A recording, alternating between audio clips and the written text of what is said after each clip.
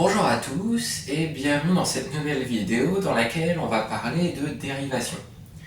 Donc la dérivation, c'est un assez gros morceau du programme du lycée ce thème fera l'objet de plusieurs vidéos, et dans cette première vidéo, l'objectif va faire d'apparaître cette notion de dérivée, de nombre dérivé, de façon logique, enfin tout du moins j'espère que vous la trouverez logique.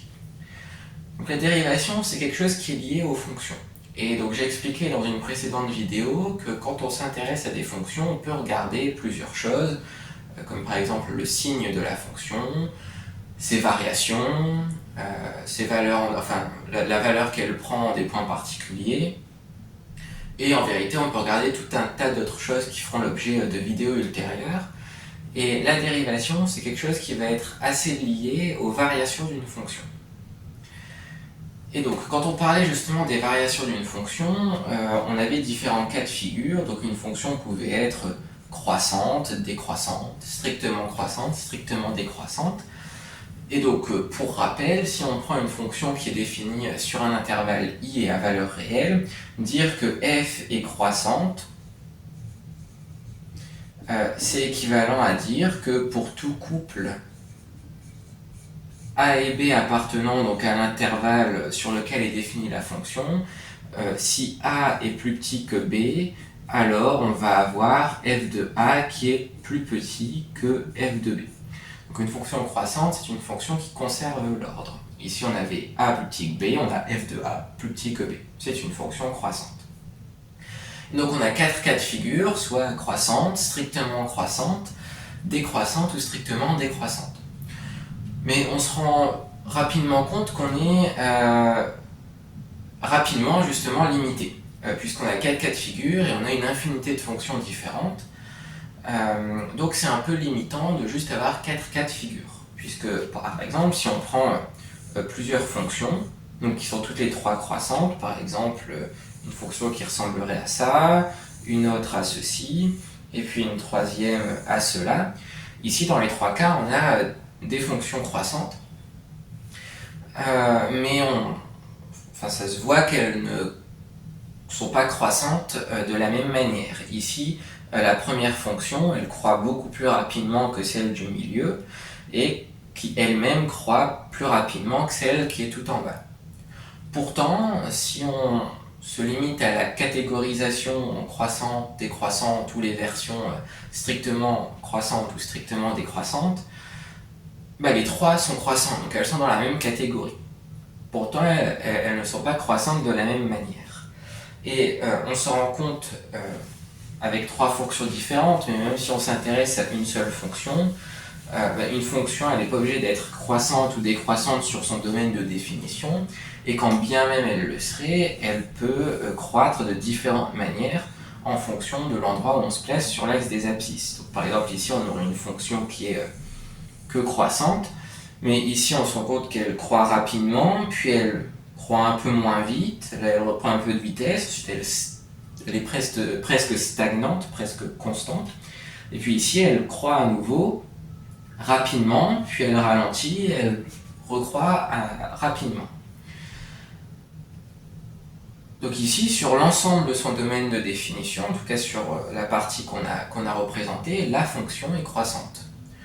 Mais ici, encore une fois, dire qu'elle est croissante, c'est pas super informatif, puisqu'elle a un comportement qui n'est pas le même en fonction de l'endroit qu'on regarde. D'où la nécessité un peu d'être en mesure de quantifier cette vitesse de croissance pour avoir des informations un peu plus fines et un peu plus complètes. Donc, si on se ramène à un cas qui est peut-être un peu plus simple, donc celui des fonctions affines, parce que les fonctions affines, elles ont le bon goût d'avoir une courbe représentative qui est une droite, et on peut faire difficilement plus simple qu'une droite. Donc si on prend justement des fonctions affines, par exemple une première comme ceci, une autre, alors je vais prendre différentes couleurs, une rouge qui serait comme ça, et puis une verte qui serait, disons,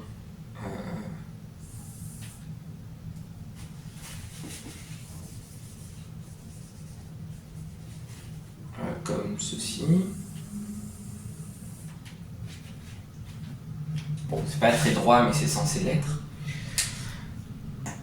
Ici, donc c'est assez facile de comparer les vitesses de croissance des courbes, parce qu'on peut regarder juste les pentes, qui ne changent pas en fonction de l'endroit où on se place, vu qu'on a des droites.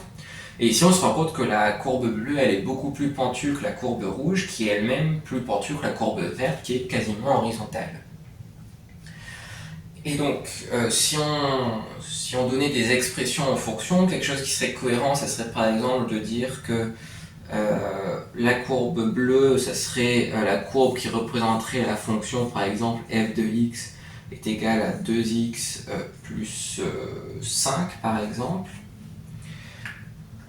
La courbe rouge, ça serait, par exemple, la fonction g de x est égale à 1 demi de x moins 1 demi. Et puis en vert, ça pourrait être par exemple la fonction qui à x associe 1 quart de x plus 2. Pour avoir des choses à peu près cohérentes par rapport à l'allure des courbes.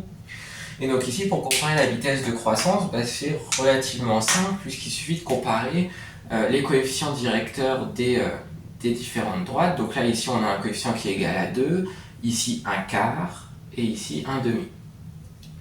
Donc on retombe sur le résultat qu'on avait observé à partir du graphique, c'est que la fonction f, qui correspondrait à la courbe bleue, elle croît plus rapidement que la fonction rouge, donc g, qui elle-même croît plus rapidement que la fonction h, puisqu'on a 2 qui est plus grand que 1 demi, qui est lui-même plus grand que 1 quart.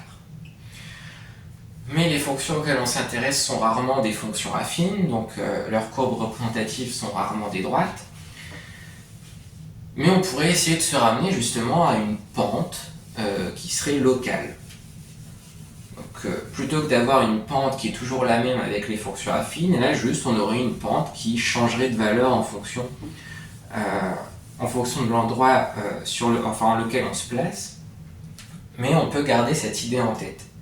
Donc, par exemple, si on prend une autre fonction dont la courbe ressemblerait par exemple à ceci, et disons qu'on souhaite s'intéresser à ce qui se passe en ce point-là. On peut noter par exemple grand A, et dont l'abscisse serait petit a, et de ce fait-là, si la fonction s'appelle f, ici en ordonnée, on aurait f de a.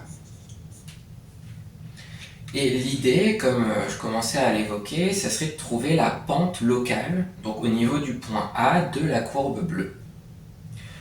Donc une première idée, ça serait de prendre un deuxième point sur la courbe, parce que pour avoir une pente, pour pouvoir déterminer une pente, on a besoin d'une droite. Donc l'idée, ça serait de prendre par exemple un autre point, donc on pourrait appeler h, et qui aurait pour abscisse par exemple a plus petit h, avec h qui serait un réel strictement positif. Et là, on aurait en ordonnée de ce fait-là f de a plus h. Et donc on pourrait considérer la droite qui passe par les deux points, donc a et h,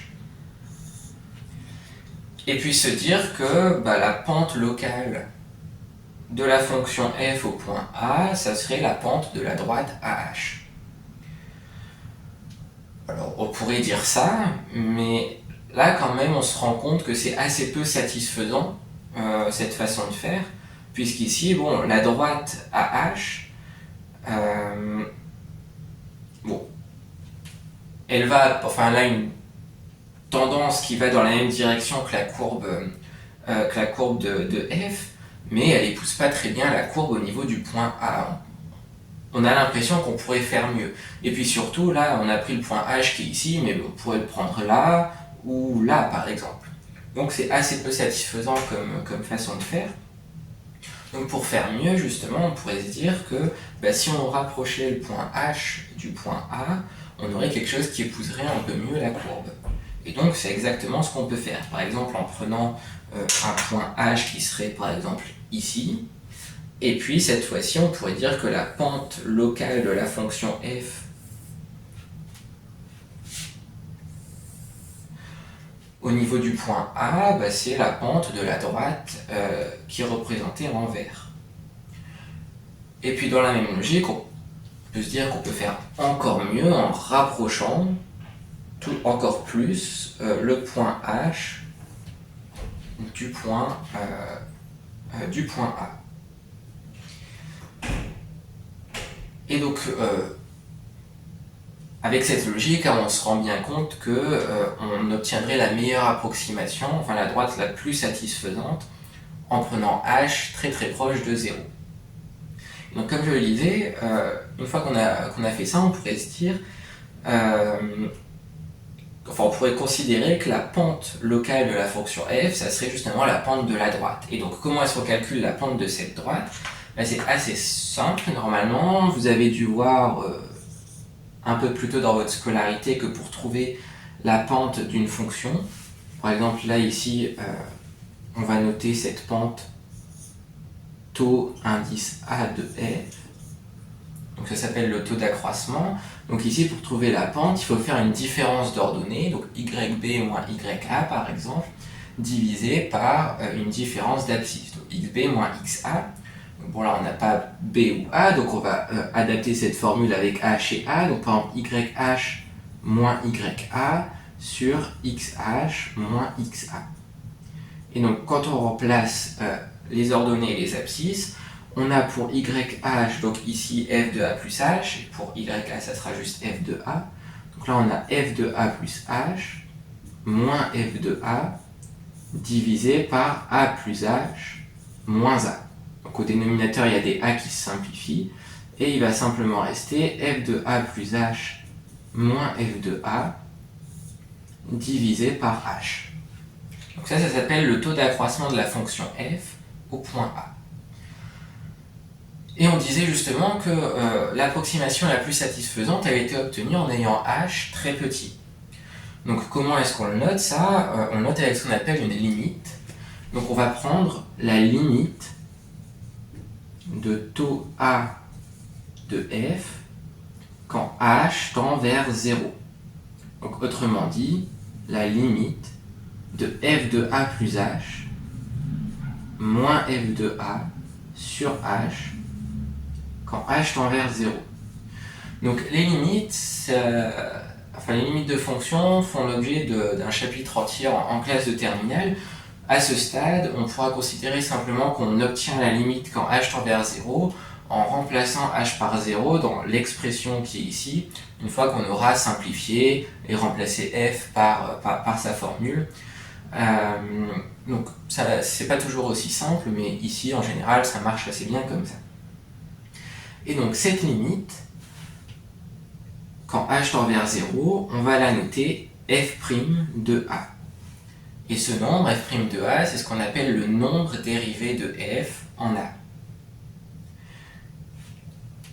Et donc ce nombre, il faut bien garder à l'esprit qu'il représente la pente locale de la fonction f au niveau du point A.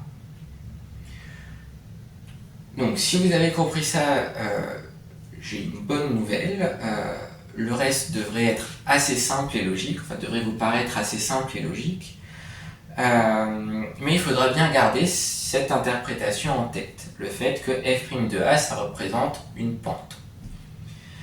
Et ici, on a fait les calculs au niveau du point d'abscisse petit a, mais en fait, on pourrait le faire n'importe où au niveau, sur le domaine de définition de la fonction f. Et donc, en faisant ça n'importe où, on obtiendrait en fait une nouvelle fonction qui serait notée f' et qui correspondrait à la dérivée de f. Donc, on va s'arrêter là pour cette vidéo, et puis dans la suivante, je pense qu'on appliquera justement cette formule à des cas concrets, en prenant quelques fonctions de référence. Mais on va s'arrêter ici pour cette vidéo. J'espère que cette vidéo vous a aidé d'une manière ou d'une autre. Si c'est le cas, n'hésitez pas à mettre un j'aime à la vidéo et à vous abonner. Et puis, je vous dis à bientôt dans une prochaine vidéo.